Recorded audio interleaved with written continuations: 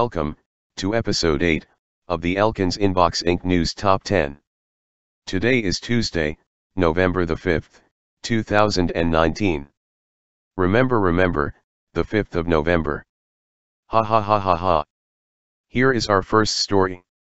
The Elkinsinboxinc Studios YouTube channel, the main channel for our studio, has just hit the 1,000 subscriber mark. Some of those subscribers have found our studio, courtesy of the balloons exploding on power lines video. The 1,000th person to subscribe to our studio's main channel was Trey Woldtecki.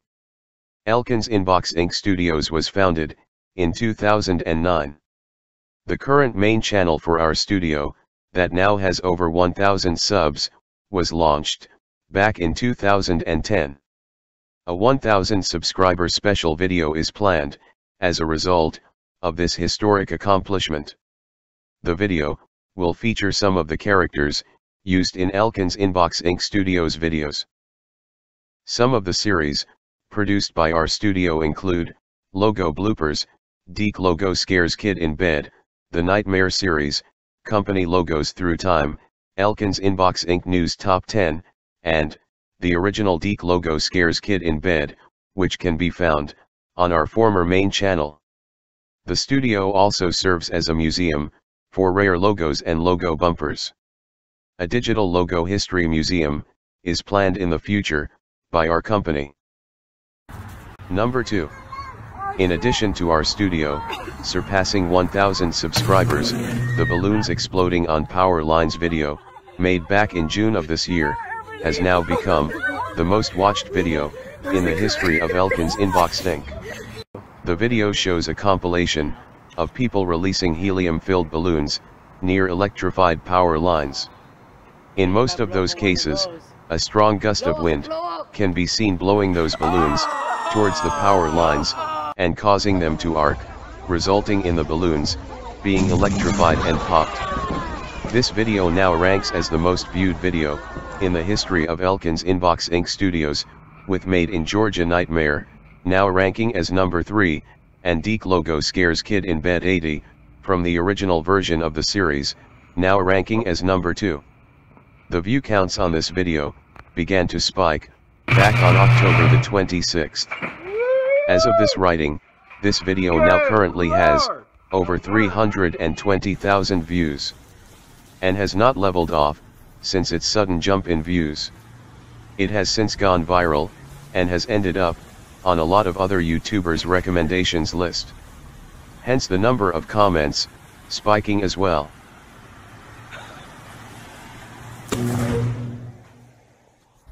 Oh my God. Number 3. IndyCar and NASCAR team owner and former Indy racing driver Roger Penske has announced that he and his company have purchased the world-famous Indianapolis Motor Speedway. He has also purchased America's open-wheeled motor racing sanctioning body, IndyCar. This purchase ends the 74-year ownership of the Speedway and IndyCar by the Hulman family. Tony Hulman purchased the dilapidated Indianapolis Motor Speedway back in 1945, after it had been closed for 4 years due to the ban of motor racing caused by World War II. The Speedway, also known as the Brickyard, is the home to 2 of the biggest races during the motorsport season: the Indianapolis 500 for the IndyCar Series, and the Brickyard 400 for the NASCAR Cup Series. Roger Penske is the winningest team owner in the history of the Indianapolis 500, having won a total of 18 races. Number 4.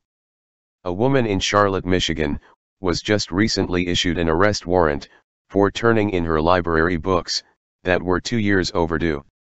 Melissa Sanders Jones, a mother of 5 children, rented 2 library books from her local library back in 2017. However, she did not know she still had the books 2 years later. She had been sent late notices by the Charlotte Library. However, Sanders did not receive those late notices, as she was moving multiple times to get out of an abusive relationship. When she visited her library a few months ago, she was told that she could not use their printer until the books were returned. Then she went back home and was able to find the books on her son's bookshelf and then returned them to the library. Little did she know, the library decided to press charges against her and decided to issue a warrant for her arrest.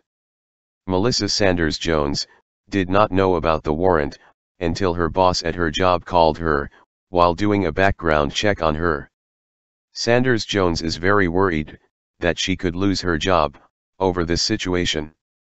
She is expected to appear in court on Thursday and has been banned from working for her current employer until the case is settled. At most, she could spend a maximum of 93 days jail time and a fine of $500. Sanders Jones is being charged with failure to return rental property. Number 5.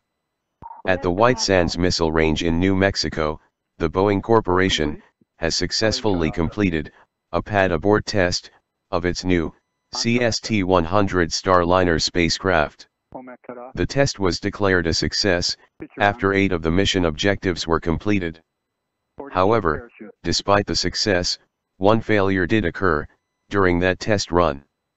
It occurred when one of the 3 parachutes that are used to land the spacecraft did not deploy, and it was forced to land with only 2 parachutes.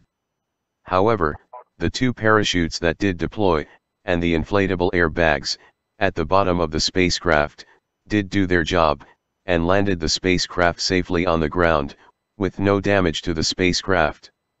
Despite this being an unmanned launch pad abort test, a crash test dummy, lined with impact sensors, was used in the test. The Boeing CST-100 is designed to launch on top of a man-rated United Launch Alliance Atlas V rocket. NASA plans on using the Starliner to launch astronauts to and from the International Space Station in the very near future. The uncrewed flight test of the CST-100 to the International Space Station is currently planned for December 17. The first crewed flight test is currently planned sometime in 2020. Number 6.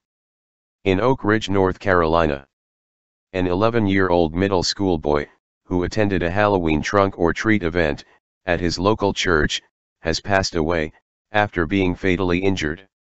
11-year-old Noah Chambers was pronounced dead on Sunday, 2 days after being struck by a vehicle while he was attempting to cross a street at the Bethel United Methodist Church. Chambers was a student at Rockingham County Middle School.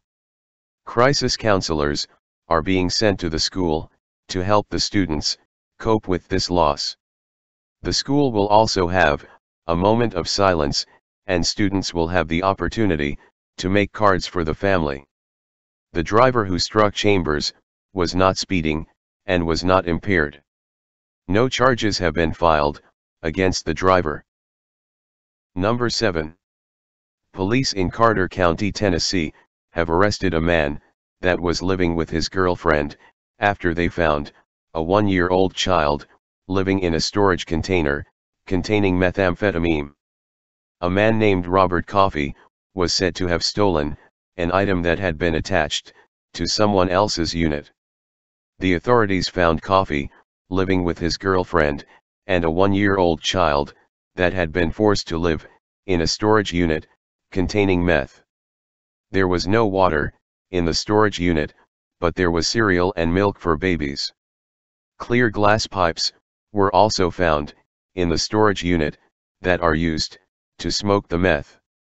Coffey was charged with possession of meth and unlawful possession of drug paraphernalia. No charges have been filed, however, for child abuse, child neglect, or child endangerment. Number 8.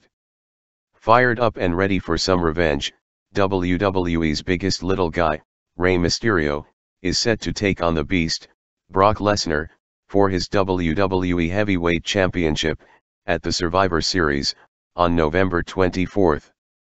Lesnar made his rivalry with Mysterio intensely personal when he attacked Mysterio's son Dominic back on the September 30 edition of Monday Night Raw. Recently, this past Monday night on Raw, Lesnar came out and threatened semi-retired wrestler and heart attack survivor Jerry the King Lawler, who is one of the color commentators on Raw. Instead, Lesnar slammed commentator D. O'Madden through the announce table. After the incident, an angry Mysterio, looking for revenge on Lesnar, came out with a metal baseball bat and beat Lesnar's right leg with the bat. Then Mysterio proceeded to take Lesnar's WWE Championship belt and brutally strike him on the head with it. Brock Lesnar will now put his WWE Championship on the line against Rey Mysterio on Sunday, November 24th, at the Survivor Series pay-per-view. The event will take place at the Allstate Arena in Chicago, Illinois. Number 9. Police in Prince George's County, Maryland, are looking for a suspect that fatally stabbed a man at a Maryland Popeyes restaurant. The fatal stabbing was a result of Popeyes' popular chicken sandwich. The item made its menu debut back in August. Someone had cut the line at the Popeyes restaurant, located on the 6200 block of Livingston Road on Monday night. It caused a dispute to spill out in the parking lot, where things got violent. One man stabbed another man. Paramedics took the 28-year-old man to the hospital, but unfortunately, did not survive his injuries. Investigators have said they want eyewitnesses to come forward with any evidence that they may have that could potentially lead to the arrest of this person who committed this fatal stabbing. The man who was murdered in this stabbing has not been identified.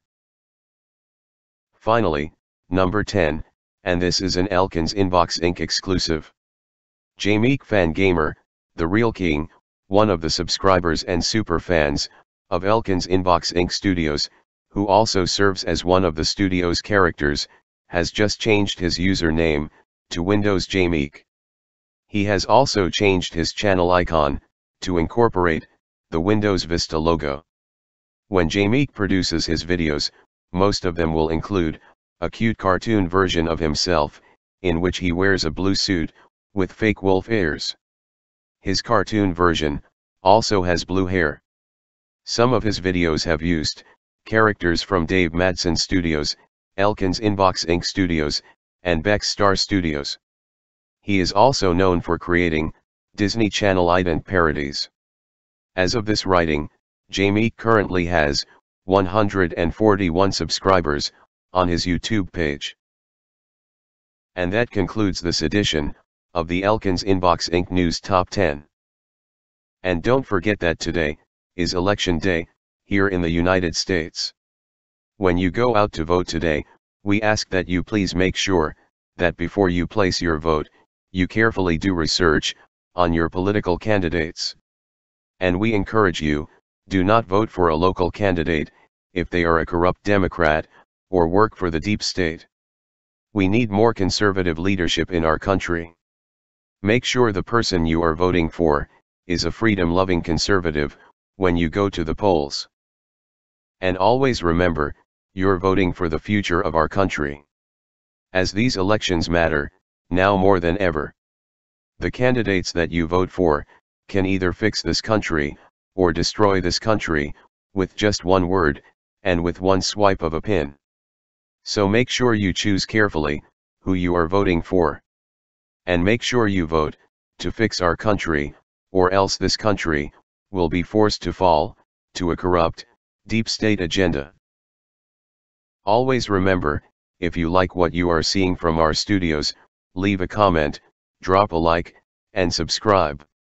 Our studios are seeing unexpected expansive growth, thanks to you, the Elkinsinboxinc universe. Thanks for your support, and thanks for watching. God bless.